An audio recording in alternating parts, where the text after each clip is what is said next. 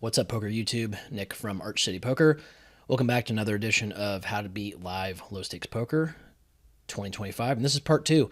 So 8 years ago, I made a part two to this series. And the main topics that I covered are population, the live low stakes population, if you will, under bluffing, significantly so in certain spots, population having very transparent sizing tells, and then what do we do when we're card dead?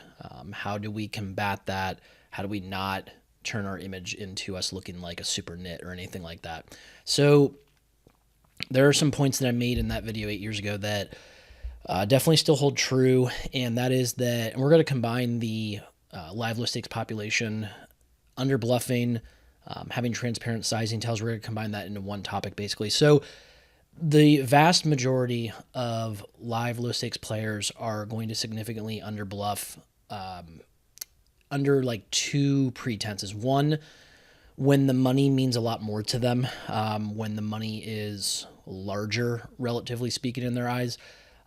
Also, that tends to happen on later streets, feature streets, turn, and especially river, especially if they've taken significant action, aggressive action over multiple streets.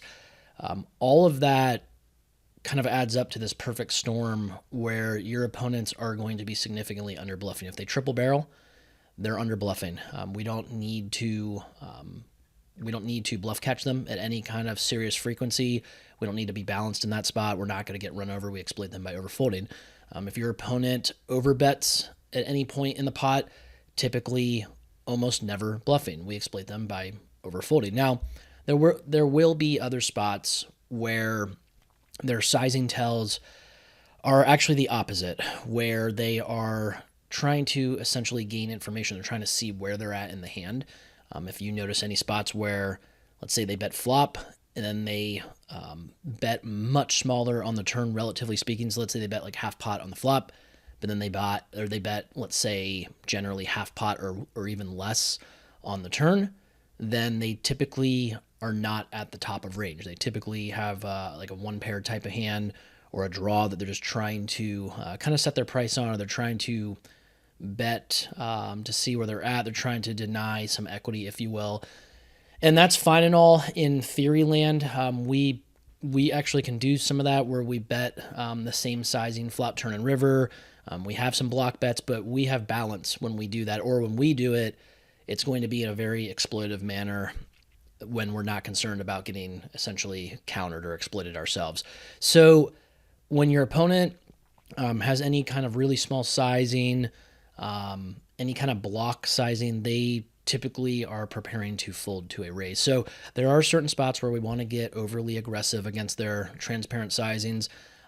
Also, I probably should tie in, since I mentioned if they triple barrel or if they check raise and barrel, that's when we tend to overfold. The population significantly under bluffs with those lines. If they check back dynamic flops, or if they check call dynamic flops, dynamic turns, those are situations where their passive lines are severely unbalanced, and we can attack in those spots. So your opponents are going to make your life pretty easy for the most part if you know what to look for.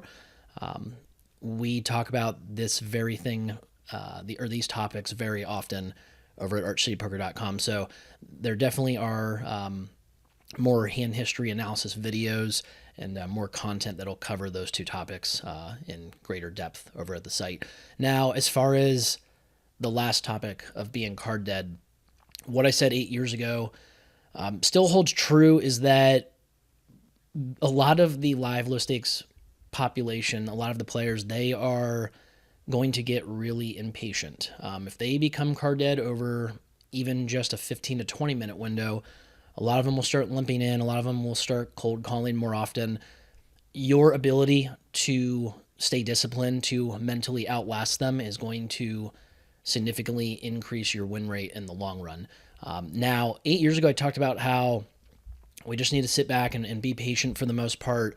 You're going to have opportunities where you are going to be able to still mix in some, like, let's say, light three bets, find some spots where you can increase your aggression just a little bit, just enough to make sure that your image stays somewhat aggressive. The difference from 8 years ago to now, though, is that with how we are going to teach you guys on the site how to play pre-flop, how to open up your game significantly so in position, we're not going to likely run into that problem. Yes, we're still going to run into some periods of being card dead. That's just going to happen.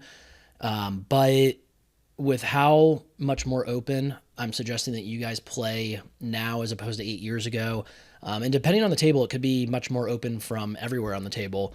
You're not going to usually run into an image problem where you're not getting enough action because you're viewed as too nitty or something like that. You're typically going to still be viewed as aggressive to loose aggressive to hyper aggressive at times. But yeah, so we're not going to really run into that problem too often, but you need to keep in mind that if you do run into some of the stretches of, being card dead, if you will, it's a cash game. It's not a tournament. The blinds are not increasing at any point. Your opponents are there to see flops. They're there to essentially not fold. They want to get involved for the most part. And so their lack of discipline is going to have them entering pots with a weaker range. And as I mentioned in part one, we want to enter pots with a stronger range in position for the most part. And that'll set you guys up for a ton of post-flop success. So I think that's pretty much it for checking my notes here on my whiteboard. Yeah, we've covered the 3 topics that I wanted to cover from part 2 back about 8 years ago, give or take.